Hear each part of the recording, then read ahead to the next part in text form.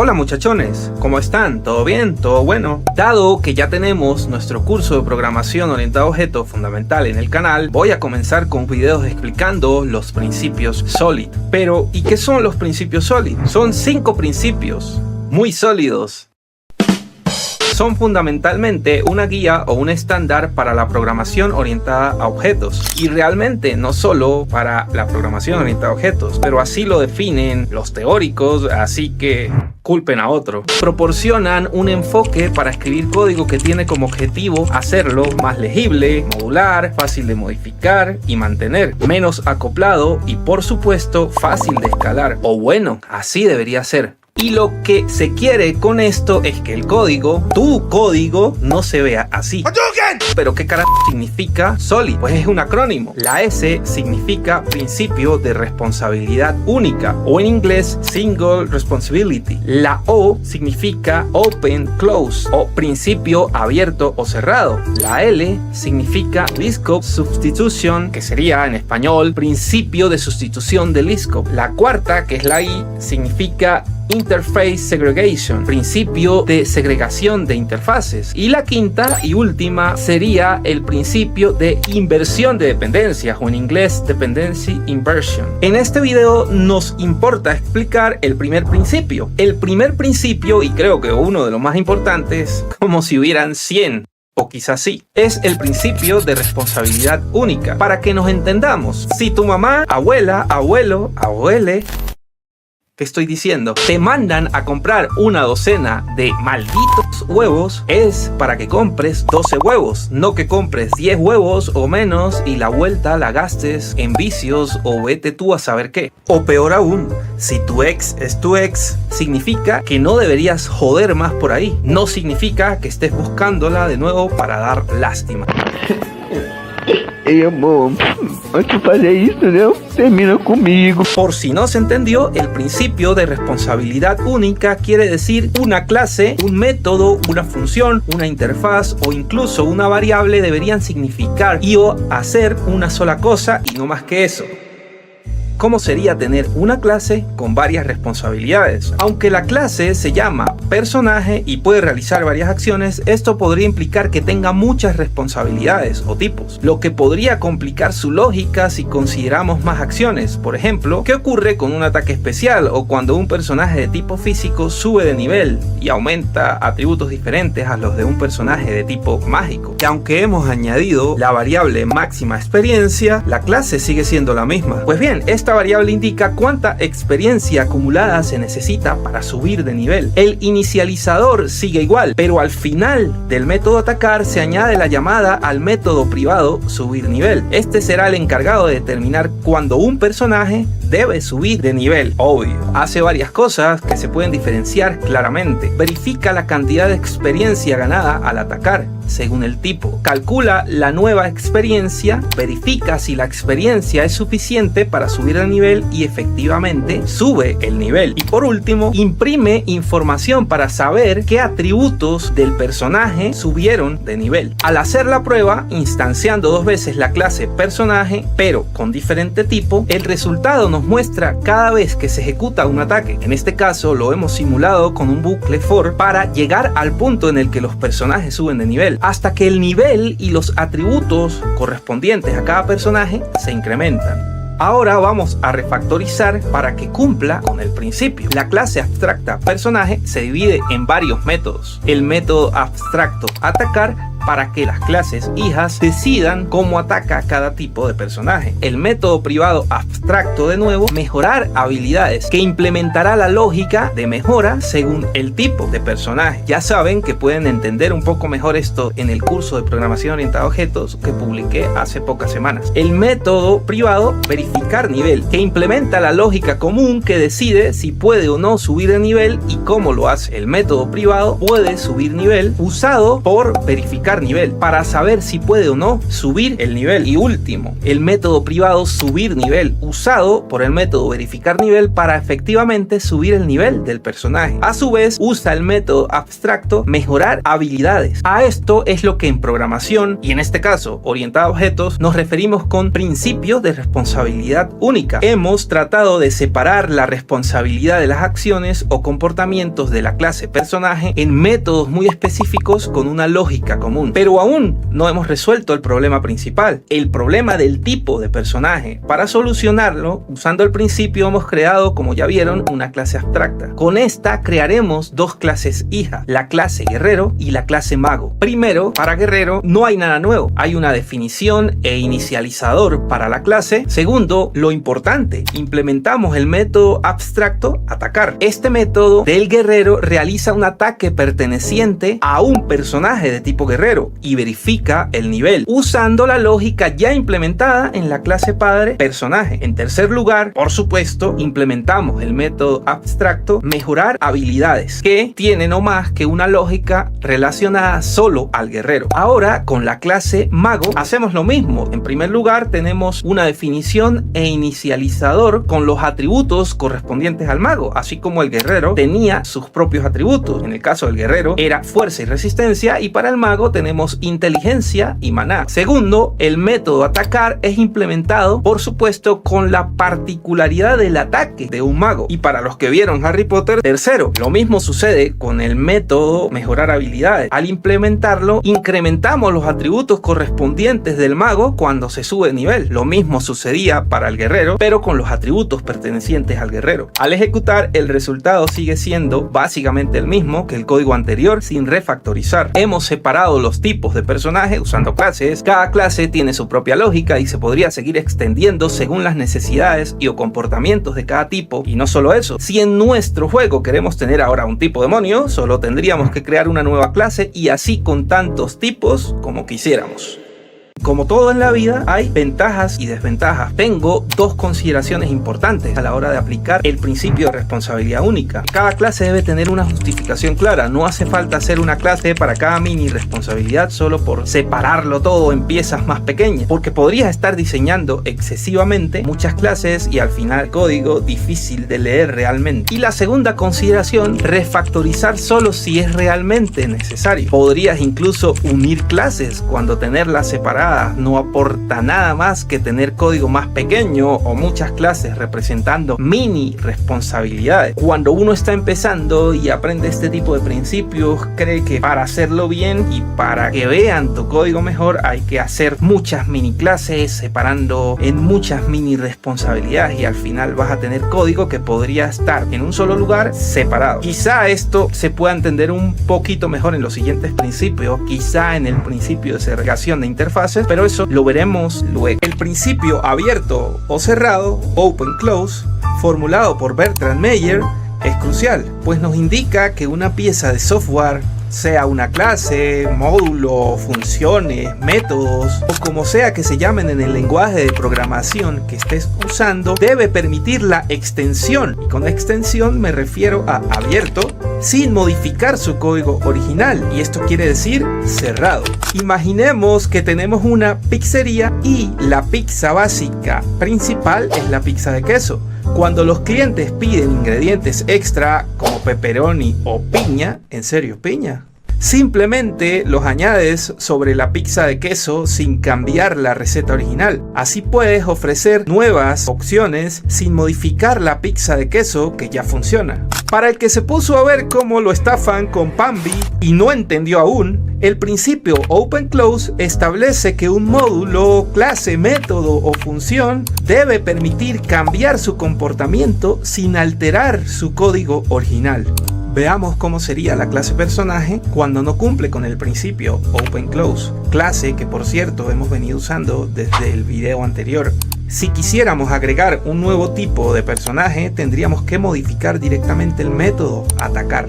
Modificar este o cualquier método de la clase va en contra del principio. Pueden notar como el código necesita ser modificado para agregar dos nuevos tipos, el arquero y el sanador. Si agregásemos más personajes, que aconsejo que lo prueben por su cuenta, incluso pausando el video, veríamos como el método se hace más complejo, difícil de leer y por tanto comprender. Y mientras más código tenemos en un solo lugar, mientras más complejo es ese código, más probabilidad de errores.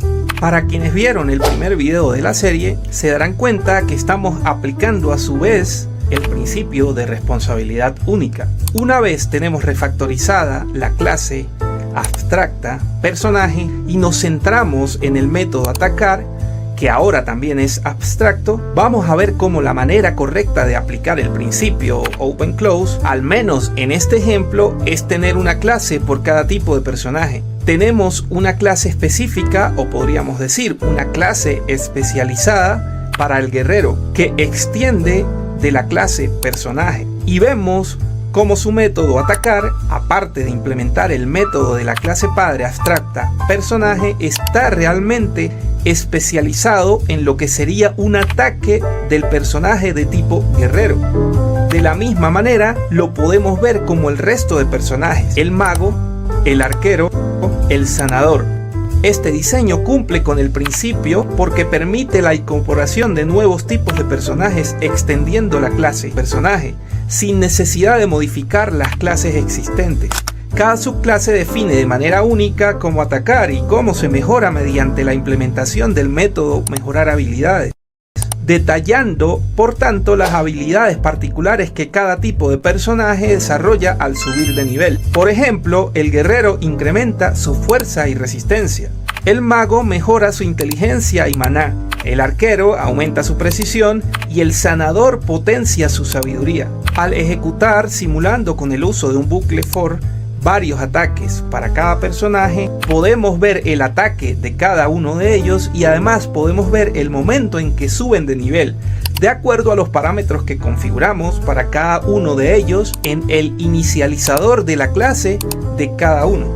No solo mantenemos las clases cerradas a modificaciones, reduciendo la posibilidad de errores por cambios sobre un tipo de personaje que pudieran afectar a otro tipo de personaje, como vimos en la primera implementación al inicio del video de la clase personaje, sino que también las mantiene abiertas a extensiones, facilitando la adición de nuevos personajes, como podría ser un gigante, un bárbaro o un demonio en el futuro. Así, este enfoque asegura que el sistema es fácilmente escalable y mantenible, al tiempo que se adhiere a los principios de buen diseño orientado a objetos, permitiendo que el software evolucione de manera sostenible y controlada. Consideraciones: la complejidad inicial al aplicar este principio puede requerir más tiempo y esfuerzo, puesto que requiere pensar y diseñar de manera abstracta. El punto anterior puede llevar al sobrediseño, que llevaría a tener abstracciones que podrían terminar siendo realmente inversion. El principio de sustitución de Liskov, formulado por Barbara Liskov, nos dice que si tenemos una clase y en su lugar usamos una clase hija o subclase, no deberíamos tener problemas. Resumiendo, este es el principio, diría yo, más camuflado. Espera, ¿entendieron el chiste? ¿Verdad? ¿Entendieron? ¿Verdad? Vamos a usar una de estas metáforas raras que tanto me gustan. Imagina que estás en una fiesta de disfraces donde todos deben estar disfrazados de superhéroes. Tú llegas vestido de Batman y tu amigo de Robin. Ahora, si Robin decide un día vestirse de Batman, nadie en la fiesta debería notar la diferencia en cómo actúan. Sí, por supuesto, el cambio de disfraz de Robin altera cómo interactúas con él en la fiesta, entonces, Batman, tenemos un problema. Para aquellos que estaban demasiado preocupados pensando aún en lo que hubiera pasado si la oreja de Trump hubiera sido más pequeña, un momento, esto no tiene sentido. El principio nos dice que cualquier subclase debería poder sustituir a su clase base sin destruir el programa. Primero, veamos cómo una clase y sus subclases nos complican la vida. En este caso, cómo ignoramos a la pobre Bárbara y su sabiduría. tenemos la clase abstracta personaje y el método atacar. Esto nos permitirá crear varios tipos de personas que pueden atacar reusando el método atacar de la clase personaje.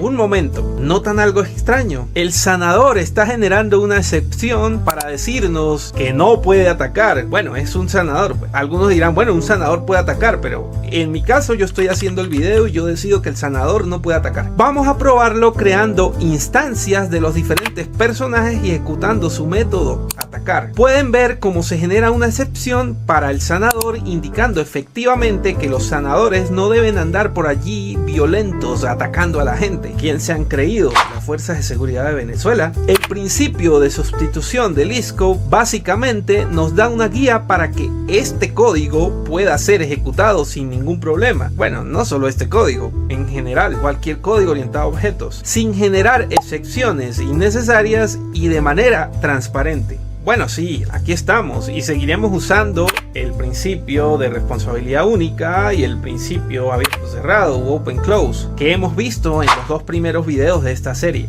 Lo primero es hacer una modificación en la clase base personaje. Vamos a incluir un método abstracto o un abstract method que se llama realizar acción, que nos va a servir para facilitar el cumplimiento del principio de sustitución del ISCO, pues en lugar del método atacar tenemos uno más generalista. Ahora vamos a introducir una nueva clase llamada personaje atacante. La verdad, perdonen los nombres, estoy buscando la manera de hacer los conceptos lo más entendibles posibles para personas con realmente muy poco conocimiento, y también estoy asumiendo que tienen un nivel de inglés nulo o muy bajo. Esta nos ayudará a separar la lógica de los personajes que atacan de los que no, al tener un método abstracto atacar. Y como pueden ver, hereda de la clase principal personaje. Ahora sí podemos crear las clases guerrero y mago. Debido a que ambas atacan, obviamente cada una con su particularidad, estas pueden heredar de la nueva clase personaje atacante. Y por supuesto, la clase sanador no heredaría de personaje atacante, sino de personaje, permitiendo de esta manera que tenga su propio método curar, invocado a su vez por el método realizar acción. Y así tenemos a un sanador que no ataca ni debe tener ninguna excepción para indicar que no puede atacar. Nos queda instanciar a todos los personajes e invocar el método realizar acción, que como ya deben saber es el encargado de invocar el correspondiente método atacar o el método curar según el tipo de personaje. Pueden notar que uso una función llamada iniciar batalla, que recibe como parámetro una lista de personajes para luego llamar el método realizar acción en cada uno de ellos. A esto se le llama top typing, y lo pueden ver mejor explicado en el curso completo de programación orientada a objetos de este canal. Al ejecutar pueden ver cómo se van realizando las acciones correspondientes a cada personaje creado, y no tenemos ninguna excepción o problema como si lo teníamos anteriormente.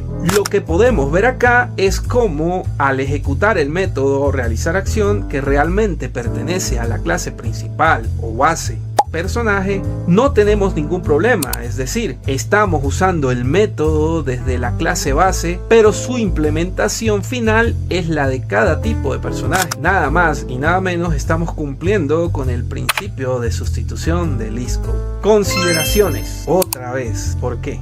Yo la verdad quería hacer lo que me diera la gana, pero siempre hay consideraciones en la vida. Evitar la sobregeneralización. No todas las clases son candidatas ideales para la herencia. Hay que diseñar jerarquías de herencia o jerarquías de clases solo cuando haya una verdadera relación. Por ejemplo, un guerrero es un tipo de personaje que ataca. Evitar sobrecargar clases, hijas o subclases con funcionalidades irrelevantes. Las subclases no deberían estar sobrecargadas con funcionalidades que no se aplican a la clase base. Esto puede conducir a pasarnos por el principio de sustitución del ISCO si las subclases empiezan a actuar de una manera que no es esperada por la clase base. En nuestro primer ejemplo podemos recordar al sanador intentando atacar. ¿Por qué un sanador tendría que atacar? Generando una excepción. El principio de segregación de interfaces nos dice que una clase no debería verse forzada a implementar interfaces o lógica que no necesita. Y antes de que los expertos en Python salten, Tutoriales de hackeo de Hackerman. ¿Cómo hackear el tiempo? En Python no existen las interfaces. Simulamos las interfaces con clases abstractas y métodos abstractos. Pero ojo, el concepto sigue siendo útil. Y es la razón por la que hago el video. Para explicarlo mejor, vamos a usar una de esas metáforas que ciertamente me encantan. No, God! Imagina que estás manejando un auto. Lo que tú tienes es una interfaz de manejo. El volante, los pedales y la palanca. Ahora, si fueras un piloto de avión, no usarías un volante. Bueno, depende del avión, pero asumamos que no. Tendrías una cabina con 1000 botones y controles específicos. Lo mismo pasa con las interfaces. No hagas que tu coche tenga botones para volar solo porque podrías necesitarlo en algún punto. Los coches no vuelan. Bueno, eso nos decían en las películas de los 90 a inicios de los 2000. Así que solo usa la interfaz que te sirve. Para aquellos que estaban demasiado ocupados pensando en qué pasó con los NFT de monos y no entendieron absolutamente nada, el principio de segregación de interfaces nos dice que debemos crear interfaces específicas para cada funcionalidad y no obligar a nuestras clases a implementar cosas que ciertamente no necesitan. Si usamos la clase personaje que hemos estado usando en algunos de los videos anteriores y hacemos que no nos ayude a cumplir con el principio de segregación de interfaces, tenemos que cada clase hija o subclase a partir de la clase personaje tendría que tener sí o sí todos los métodos implementados, como atacar o curar, aunque no hicieran falta ambos dependiendo del tipo de personaje. Por ejemplo, tenemos la clase sanador a partir de personaje. Si se fijan, estamos obligando al sanador a implementar un método que no necesitaría: atacar. Y sí, supongamos que los sanadores no pueden atacar. ¡No creo! Quienes han estado realizando o viendo la serie sobre los principios Solid. Pero hermano de mi alma, tú no eres de huesos negros, eres huesos de diamante. Se habrán dado cuenta que venimos usando el mismo código o aproximadamente el mismo código video tras video. Si refactorizamos la clase personaje para que nos ayude a cumplir con el principio, podríamos dejar solo un método: realizar acción. Pero no es esa la parte importante, ya que aún no hemos hecho ninguna interfaz. Y el principio se llama principio de segregación de interfaces. Para cumplir con él, debemos comenzar a tener clases específicas para cada acción o grupo de acciones que necesitemos. En el caso de Python, pues acá no podemos diferenciar directamente con palabras clave o sintaxis una clase de una interfaz. Básicamente tenemos solo clases, a diferencia de lenguajes como Java, que permiten directamente las interfaces. Y ahora podemos tener al sanador implementando la clase personaje y la interfaz iCurador o iCurator o iCurador. Esto ya suena a marca de Apple, para que solo tenga el método curar implementado.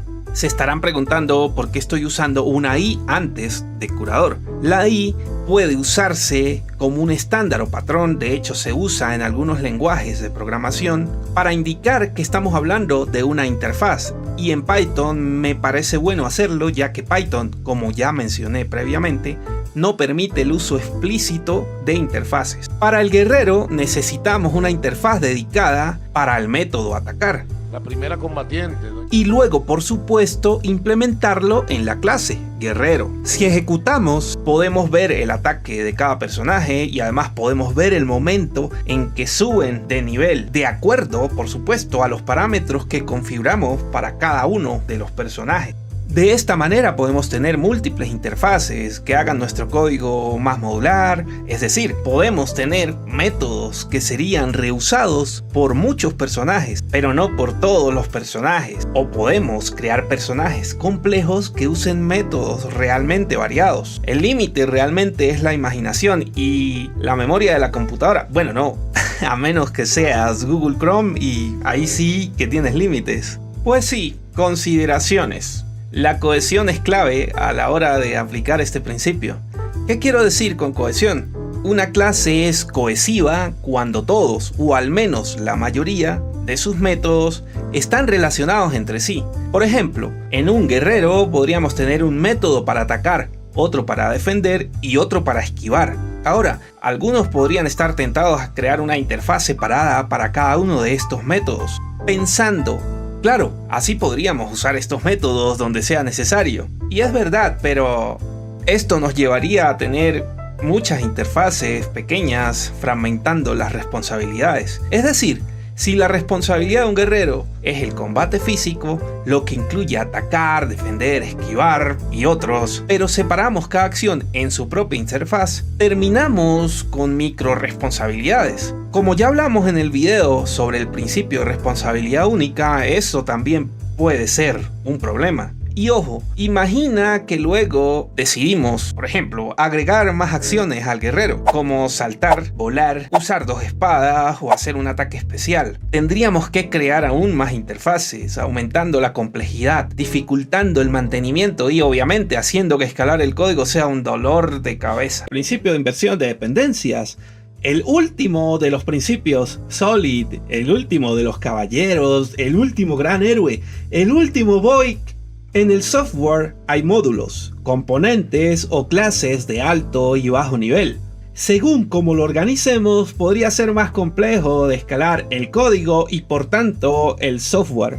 Pues el principio nos pide, por favor, no hacer depender una clase de alto nivel directamente de una clase de bajo nivel. Imagina que tienes un auto que solo funciona con llantas de una marca y tamaño específico. Si esa marca deja de fabricarse o no encuentras el tamaño exacto, tu auto queda inservible. Básicamente los autos en Venezuela o Cuba.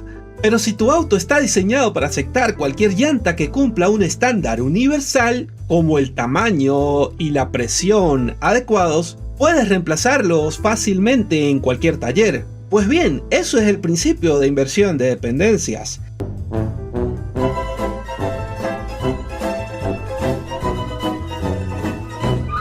Es decir, el auto no depende de los detalles concretos. ¿Y qué es un detalle concreto? Pues una marca específica de llantas. Más bien dependería de una abstracción. ¿Y a qué me refiero con una abstracción? Pues simplemente una llanta compatible sin importar la marca. Las clases, los módulos o componentes deberían siempre, o en lo posible, depender de abstracciones. Supongamos que tenemos un guerrero con una espada. Hasta acá todo parece perfecto. Y sí, por supuesto que funciona.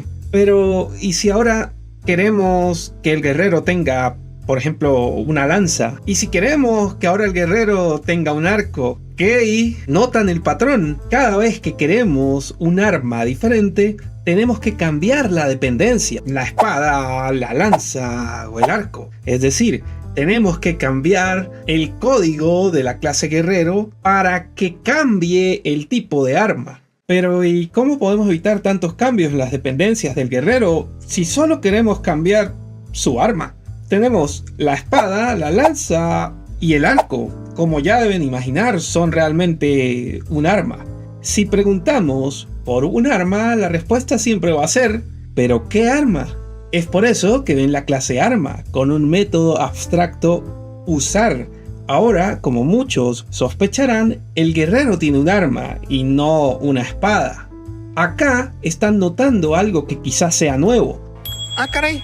Eso sí me interesa, ¿eh? El parámetro arma del constructor de la clase guerrero está seguido de 2 puntos y la palabra arma, tal cual está escrita a clase. En este caso, la clase abstracta arma. Con esto le estamos diciendo a Python que la clase guerrero espera un parámetro de tipo arma en la variable arma. Lo podemos resumir simplemente en el guerrero necesita un arma.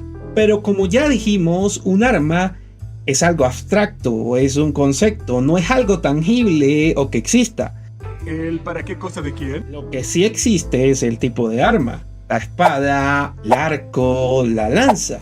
Y así es como usando la herencia podemos tener cada una de las diferentes armas. Un momento. Estoy seguro que ya aprendieron el concepto de herencia en mi curso completo de programación orientada a objetos. No me esperaba eso. Pero me esperaba no esperar nada, así que no cuenta. Ahora podemos tener guerreros diferenciados por armas sin necesidad de estar cambiando el código del guerrero. Pero acá estamos creando un objeto para cada arma, y si queremos cambiar el arma de un guerrero, ¿cómo lo haríamos? Como ven, con un simple método nuevo en la clase guerrero que nos permita cambiar el arma, ya podríamos tener un guerrero que cambiase de arma. Consideraciones, no creerían que acá no hay nada a considerar, ¿verdad? Y luego de los videos anteriores, las consideraciones o consejos ya son básicamente los mismos, para ser sincero. No gasten plata en pendejadas. Perdón, me emocioné. Ahora sí, hablemos del principio. Este principio es básicamente útil cuando la base de código, es decir, la cantidad de código es grande. Cuando la complejidad del código crece. Y bueno, no estén usando este ni los demás principios solo para parecer los que más saben de Solid. Son principios, no son impuestos. Dejen sus comentarios sobre el principio, qué consideran que está mal, qué consideran que es útil, y así podemos abrir un buen debate en los comentarios. Hey, antes de que te vayas, deja tu like, suscríbete y comenta. Es la manera que tengo para saber si el video te gustó. Abrazos.